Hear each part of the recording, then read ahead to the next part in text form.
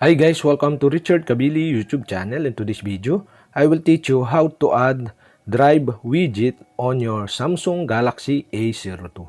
And okay guys, but before we start, kindly subscribe to my YouTube channel by pressing the subscribe button and the bell to notify you if I have new videos. Okay guys, let's start.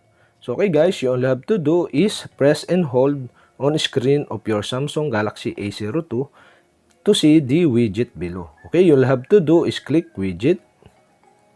And now here in widget, okay, you can find the widget you want to add to your home screen by scrolling to the left or to the right. And okay guys, in this tutorial, I'll show you how to add drive widget, okay? After you find the drive widget, okay, you'll have to do is click this.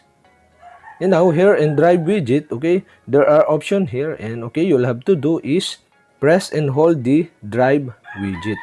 And okay guys, after that, you can select the position to your home screen. And now, the drive widget is added to your home screen of your Samsung Galaxy A02. And okay guys, that's it. And if you have a question, kindly comment below. And don't forget to hit the subscribe button and the bell to notify you if I have new videos. Okay guys, thank you for watching.